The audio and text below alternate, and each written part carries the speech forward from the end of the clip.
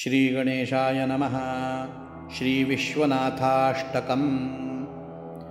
गङ्गातरङ्गरमणीयजटाकलापं गौरीनिरन्तरविभूषितवामभागं नारायणप्रियमनङ्गमदापहारं वाराणसीपुरपतिं भज विश्वनाथम्। वाचामगोचरमनेकगुणस्वरूपं वागीशविष्णुसुरसेवितपादपीठम् वामेन विग्रहवरेण कलत्रवन्तं वाराणसीपुरपतिं भज विश्वनाथम्। भूताधिपं भुजगभूषणभूषिताङ्गं व्याघ्राजिनाम्बरधरं जटिलं त्रिनेत्रं पाशाङ्कुशाभयवरप्रदशूलपाणिं वाराणसीपुरपतिं भज विश्वनाथम्। शीतांशुशोभितकिरीटविराजमानं भाले क्षणानलविशोषितपञ्चबाणं नागाधिपारचितभासुरकर्णपूरं वाराणसीपुरपतिं भज विश्वनाथम्। पञ्चाननं दुरितमत्तमतङ्गजानां नागान्तकन्दनुजपुङ्गवपन्नगानां दावानलं मरणशोकजराटवीनां वाराणसीपुरपतिं भज विश्वनाथम्।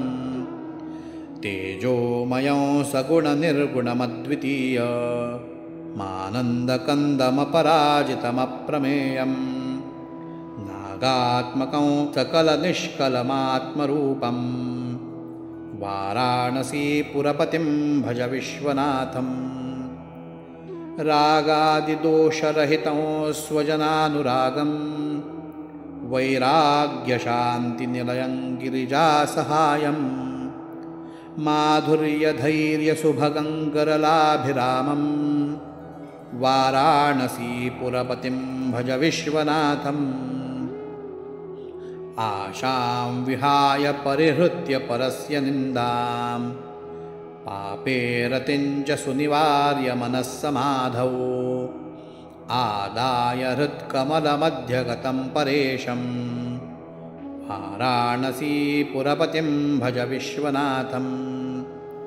वाराणसीपुरपतेस्तवनं शिवस्य व्याख्यातमष्टकमिदं पठते मनुष्यः विद्यां श्रियं विपुलसौख्यमनन्तकीर्तिं सम्प्राप्य देहविलये लभते च मोक्षम्। विश्वनाथाष्टकमिदं यः पठेच्छिवसन्निधौ शिवलोकमवाप्नोति शिवेन सह मोदते इति श्रीमहर्षिव्यासप्रणीतं श्रीविश्वनाथाष्टकम्। श्रीकृष्णार्पणमस्तु।